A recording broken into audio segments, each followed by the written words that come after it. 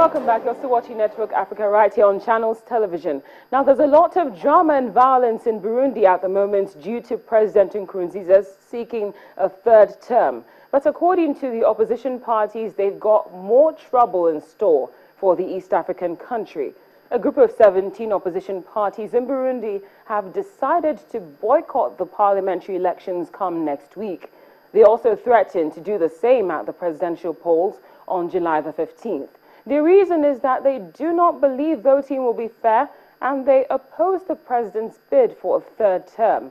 In a separate development on the same matter, more than 500 students have been protesting since the government closed the university. They are now seeking refuge at a U.S. embassy. Now, European leaders have been doing some arguing into the early hours of today over how to handle the migrant crisis in the Mediterranean. They finally agreed on a plan to share out the care of the migrants fleeing war and poverty in North Africa and the Middle East. They eventually agreed a voluntary scheme sticking to the 60,000 number, but granted an exclusion for Hungary, which earlier has been described the plan as absurd, as well as for Bulgaria, based on the fact that those two countries are the poorest of the EU. Britain and Spain don't want anything to do with taking the migrants. Instead, they want a bigger focus on returning migrants to their countries of origin. Now, hundreds of Zimbabwean street vendors took to the streets of Harare earlier this week to protest against plans to relocate them to designated vending sites, saying that the move is not feasible. Despite a heavy police presence and attempts to block the protesters, the vendors were determined to hand in their petition to Parliament to stop the government from driving them off the streets where they earn their living. Zimbabwe's economy shrank 45% in the decade to 2009 due to plummeting farming output and hyperinflation.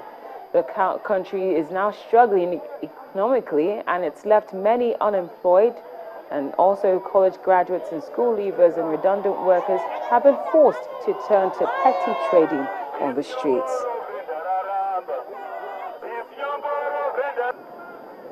This eviction, what it means literally is that we are going to die. Because evicting us from the streets means our livelihoods would have stopped from that moment. Our livelihoods emanate from the day-to-day sales we make in the streets. As Parliament of Zimbabwe, we are accepting this petition, which is submitted by the vendors in terms of Section 149 of the Constitution. We will take this petition to the relevant authorities who are then going to act on it. Well, as the world's newest country continues to struggle to get back to its feet, the citizens continue to pay the price for the dispute between the warring factions. Now, as we told you earlier in the week, a report released by the World Health Organization revealed that in the last 3 weeks, cholera has killed at least 19 people in Juba, that's the capital of South Sudan. As things stand now, the number of people infected by cholera in Juba has risen to more than 200. And from some indications, the government will step up measures to counter the spread of the disease. Health workers say the protected sites are high-risk areas for cholera to spread.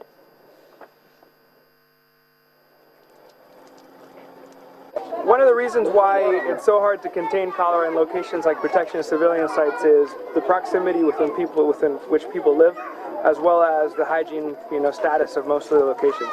So if you see most of the POCs, there's a lot of issues with drainage and effective water usage of clean water sources. So in order to address this, the WASH partners are working very, very actively in order to ensure that the household levels we're getting effective messaging about the necessary hygiene measures that need to be in place in order to prevent cholera. Well, coming up just in a moment. Are you struggling to make the transition from employee to employer? Well, we've got a banker turned professional hairstylist in studio, and he tells us how he made the transition. Stay with us for the details.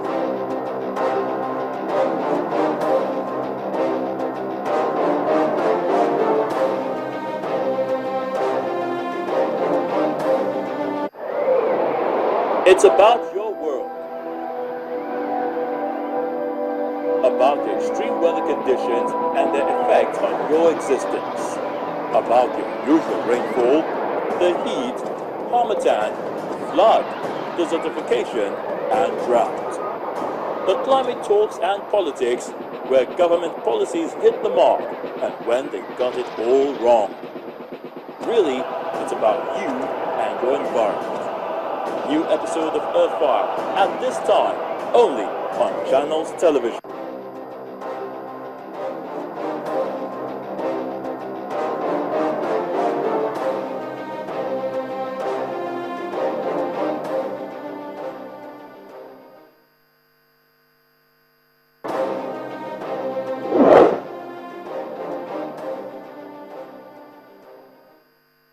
Well, on that note, you're welcome to our Friday special. We do this every last Friday of the month, and today we're going to be looking at how to make the transition from employee to employer. Now, this is very important if you fall into the category of people who feel discontent with what they do for a living. Unemployment is an issue which has lingered for decades, but there's an even deeper issue which exists among the employed. And that's the issue of having a job, but not being content with it, because it's not in line with one's passion. Shagira, how are you doing? Hello, good afternoon, sir. That used to be the case for Bruno Haina, who started out his career in the banking and financial sector. But that's not the case anymore. After spending 12 years in banking and finance, Bruno decided it was time to go and delved into a business which was considered strange at the time. The business of hairstyling. Today, Bruno is a successful entrepreneur who has a place to call his own, and he boasts of a staff strength of 33, along with 5 trainees. 33 is quite a large number to manage when it comes to a hair salon, but that is just one out of the many challenges which come with being an entrepreneur. When I came out from the bank finally, I partnered with the person that taught me. Because I actually wanted to get to know more of the key success factor. I wanted to get more information about the person that was running the business. So when I started my own, I decided to put all the experience, my experiences, my training, everything to work. So it was, a good start for me, a very good start for me. But the challenges are nothing compared to the benefits.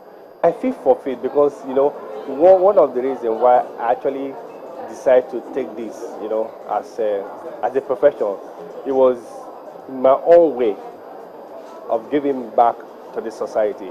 I actually wanted to be a platform for stylists, hairstylists to express themselves. A study carried out on a company by Rights Management, a subsidiary of Manpower Group, showed the following statistics. 19% of employees said they were satisfied with their jobs. 16% said they were somewhat satisfied. 21% said they were somewhat unsatisfied, while a whopping 44% said they were totally unsatisfied. Most struggling Nigerian employees fall into the last category. That was the case for Bruno, but today, it's all a thing of the past. Okay, see ya.